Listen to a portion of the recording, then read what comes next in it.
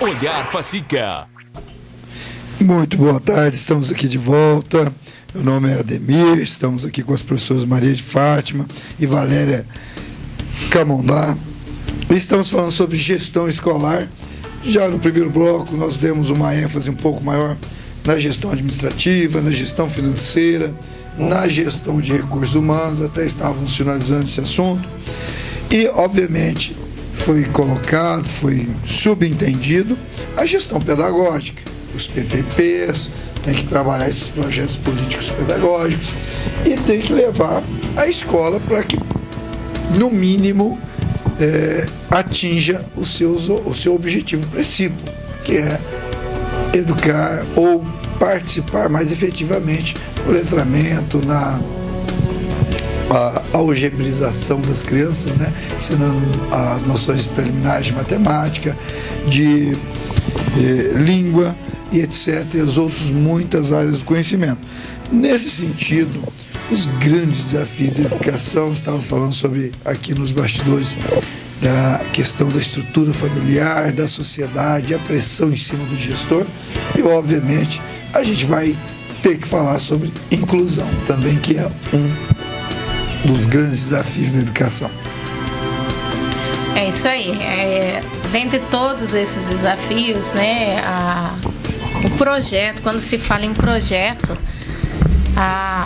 o projeto pedagógico e tudo, ele é o coração da escola. O que move, né, não é simplesmente ser conteudista e passar ali, né? O professor hoje ele trabalha principalmente com essa geração, tem que ser o concreto, tem que ser o dinâmico, né? Que envolva o aluno ali dentro do que deve do conteúdo da base curricular, né? E desses desafios que nós encontramos hoje é a inclusão, né? Pelo fato de que tanto enquanto gestora e falando como docente, né, é uma novidade que tem chegado às nossas escolas e a capacitação. Como trabalhar com esses alunos, né? E muitas vezes também, né, Fatinho, os pais têm essa dificuldade de entender, de trabalhar junto com a escola, dar esse suporte, né? O olhar diferenciado, porque uma sala de aula com 35, 40 alunos, né? Então fica complicado o professor trabalhar o diferenciado, né, com este aluno que necessita de um olhar especial, de um cuidado, um trabalhar diferenciado para que ele, no tempo certo dele, ele se amadureça e dê continuidade. Não tem como eu excluir o aluno da sala de aula, excluí-lo da escola, porque existem a maturidade e o tempo certo da aprendizagem. Isso a gente defende, né? Assim como nós temos as nossas dificuldades no nosso dia a dia, mas chega uma hora que a gente aprende. Vamos pegar um exemplo, aprender a dirigir, né? A gente sofre um pouquinho no processo, mas a gente consegue no tempo certo, né? E a mesma coisa o nosso aluno, né? Ele tem o tempo certo de amadurecer, o tempo certo de desenvolver, e hoje eu vejo a inclusão, né, sendo um dos grandes desafios hoje para o corpo docente lidar com essa situação. Fatinha? Sim, eu acho que ainda existe a barreira cultural, né? Sim. Tem que ser vencida. E depois a barreira estrutural, né? O sistema, ele tenta vencer a barreira estrutural, mas nós temos ainda uma forte barreira que é de nível cultural, né? Tanto de não acreditar que aqueles meninos que têm algumas limitações possam também aprender, se eles tiverem os recursos adequados, né? A prática que vá de encontro às dificuldades deles, né? E então a escola ainda não está preparada para isso. E as pessoas têm medo de novo, né? Então o professor muitas vezes ele encontra ali uma barreira no professor por conta de medo, né? Da dificuldade que vai enfrentar, né? Então, é realmente um desafio para a gestão, a inclusão. Mesmo porque nós ainda não vencemos ainda os desafios dos nossos índices educacionais, né? Então, o regular, né, o ensino regular, propriamente dito, ainda não está no nível desejável, né, como a gente gostaria, por vários fatores, como já foi dito aqui, a falta de utilizar os recursos tecnológicos, né, de inovar as práticas dentro da sala de aula, de trazer conhecimentos mais significativos para que os nossos alunos se envolvam, né, tenham mais entendimento dos conteúdos, ou seja, ser menos conteudista. Então, acho que ainda não vencemos esse desafio, né, das aulas serem mais práticas, serem mais dinâmicas. E aí vem a inclusão, que exige justamente essa mudança, né? Exato.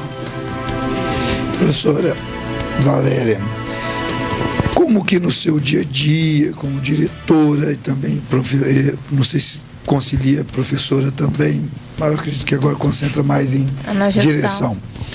Como que a direção pode ser democrática com seus pares e também cumprir esses objetivos conteudistas e fazer com que o profissional ali de sala de aula seja criativo, significativo, relevante e também tecnológico, que o menino puxa lá o celular no meio da aula de matemática ou de geografia.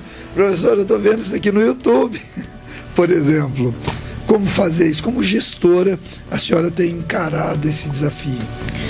O primeiro passo é o diálogo, a conscientização com os profissionais. Hoje a tecnologia ela está em todos os locais, principalmente dentro da escola.